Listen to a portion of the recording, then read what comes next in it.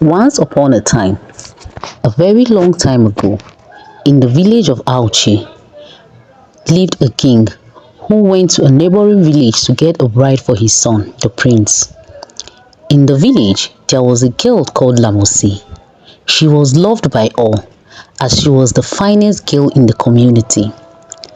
As the chief's daughter, it was the custom in those days for the parents to demand a large sum for their daughter as dowry. And if after the agreed amount is paid and she fails to show up for the marriage in her husband's house, she will be sold as a slave. The king paid a very large sum as dowry for Lamosi, and she was put in the fattening house until the proper time arrived for her to marry. The king told the parents that when their daughter was ready, they must send her over to him. This they promised to do. Lamosi's father was a very rich man and also a chief in the community. After several years had elapsed and it was time for her to go to her husband's house, he saw a very fine girl who had also come out of the fattening house and whom the parents wished to sell as a slave. Lamosi's father therefore bought her as a slave and gave her to his daughter to become her handmaiden. In those days, it was their custom to send a bride to her husband's house, accompanied by a handmaiden. But one of the handmaiden's ear will be cut off to differentiate the bride from her maid, since most of the marriages back then were arranged marriages, and the groom doesn't really know who the bride is.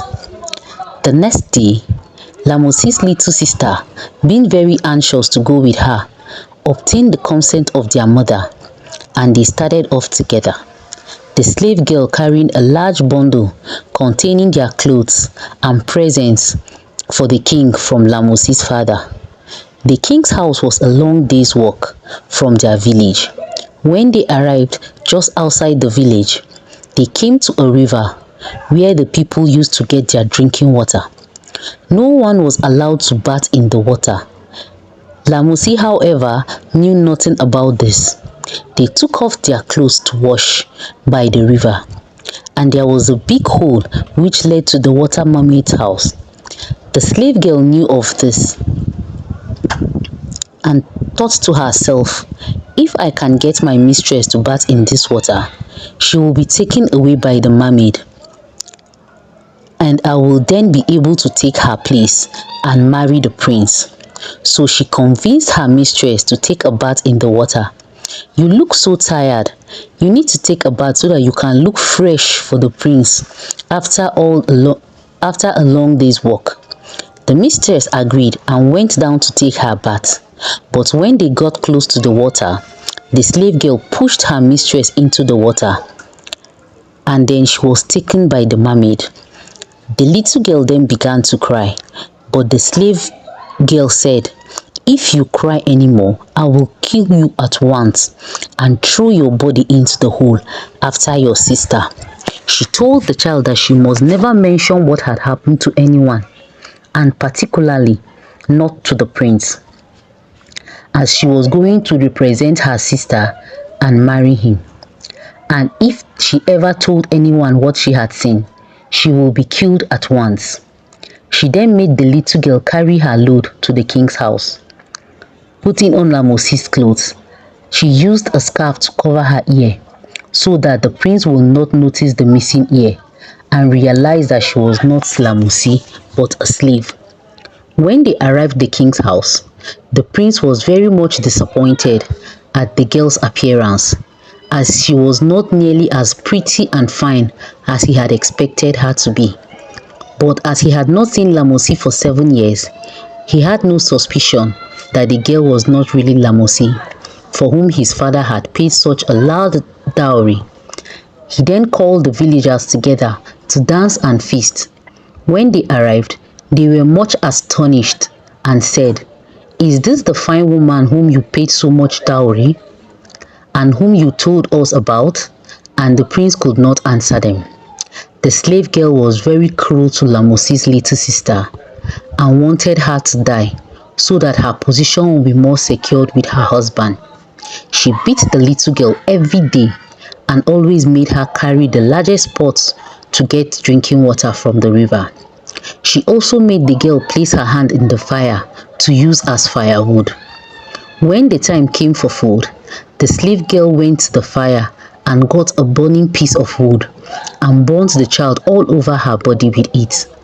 When the prince asked her why she treated the girl so badly, she said that she was a slave that her father had gotten for her. When the little girl took the heavy bottle of water to the river, there was no one to help her lift it up.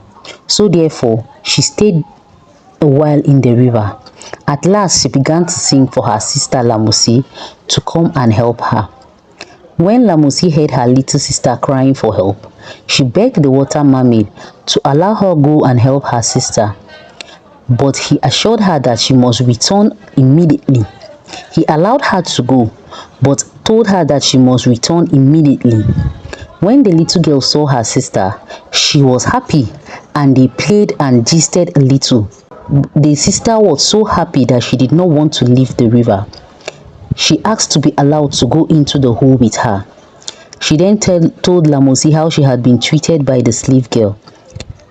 Lamosi told her not to worry and to have much patience, that a day of vengeance will arrive sooner or later. The little girl went back to the palace with a glad heart as she had seen her sister. But when she got to the house, the slave girl said to her, "What took you so long to get the water?"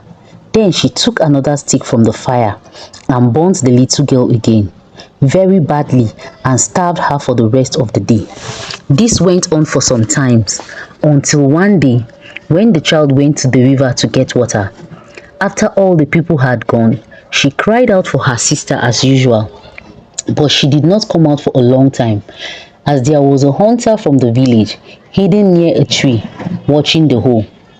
And the mermaid told Lamosi that she cannot go out, but the little sisters cry.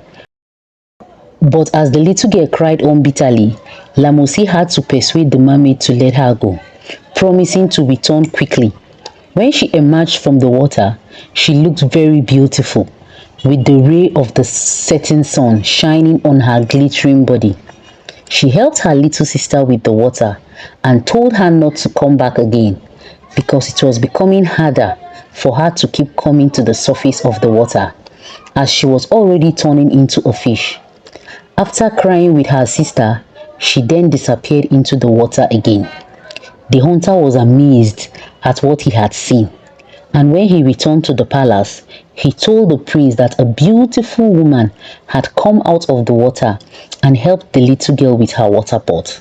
He also told the prince that he is convinced that the girl he had seen at the river was his proper wife Lamosi. The water mermaid must have taken her.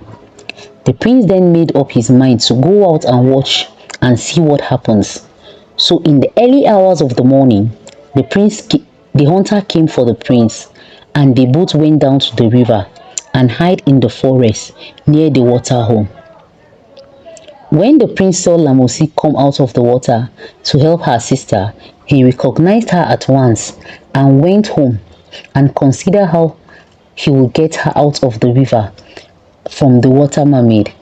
He was very worried, and some of his friends told him to go to an old woman who frequently made sacrifices to the water mermaid and consult her on what to do, because she was of the best help to him.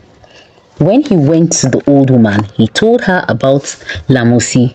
She told him to bring one white slave, one white goat, and a piece of white cloth, with one white chicken and a basket of eggs. Then when the great mermaid day arrived, she will take them to the water mermaid and make a sacrifice on his behalf. The day after the sacrifice was made, the water mermaid will return the girl to her, and she will bring her to the prince. The prince then bought the slave and took all the other things to the old woman. And when the day of the sacrifice arrived, he went with his friends and the hunter and witnessed the old woman made the sacrifice. The slave was bundled up and led to the hole. Then the old woman called the water mermaid and cut the slave's throat with a sharp knife and pushed him into the hole. She then did the same to the goats and the chickens and also threw the eggs and clothes on top of them. After this had been done, they all returned to their homes.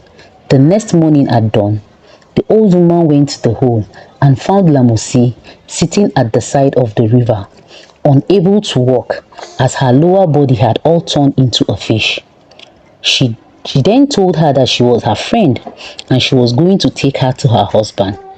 She then took Lamosi back to her own home and made a big fire and put Lamosi inside it to melt the fish tail she had started to grow. After she had done that, she hid her in her room and sent words to the prince to come to her house and to take care so that the slave woman will not be aware of the matter. So the prince left the palace secretly by the back door without his guards and arrived at the old woman's house without meeting anybody. When Lamosi saw the prince, she asked for her little sister.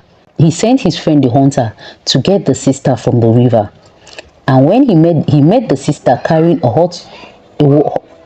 he met her carrying her water pot to get the early morning supply of water for the house. He took her to the old woman's house. When Lamosi saw her sister, she embraced her with a teary eye. After she had embraced her sister, she told her to return to the house and do something to annoy the slave woman. And then she was to run as fast as she could back to the old woman's house, where no doubt the slave woman will follow her. And she will meet them all inside the house and see Lamosi, who she believed she had killed. The little girl did as she was told, and immediately she got to the house, she called out to the slave woman, "Do you know you are a wicked woman and have treated me very badly? I know you are my sister's slave and you will be properly punished." She then ran as hard as she could to the old woman's house. When the slave woman heard what the little girl said, she became mad with rage and seized a burning stick from the fire and ran after the child. But the little girl got to the house first and ran inside. The slave woman following up closed upon her heels with the burning stick in her hand. Then Lamosi came out and confronted the slave woman. She recognized her mistress immediately, the mistress she thought she had killed. She was shocked and started calling Lamosi a fake, and that all Lamosi had told them was a lie.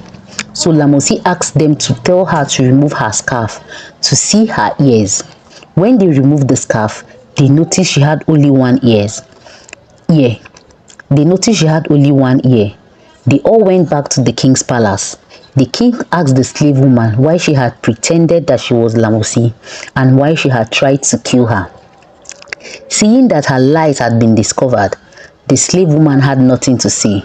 She was locked up by the guards and was awaiting her trial, while the villagers were called to celebrate the recovery of Lamosi, the prince's true wife. And when they had all come, he told them what the slave woman had done. After the celebration, Lamosi treated the slave girl in the same way she had treated her little sister. She made her put her fingers in the fire and burnt her with sticks. She also made her pound fufu with her head in a hollowed out tree, and after some time she was tied up to a tree and starved to death. Ever since that time, when a man marries a girl, he is always present when she comes out of the fattening house, and he takes her home himself so that the evil thing that happened to Lamosi and her sister may not occur again. The end. I hope you enjoyed this story. Please like, share and subscribe to our channel. It's free. Thank you and bye.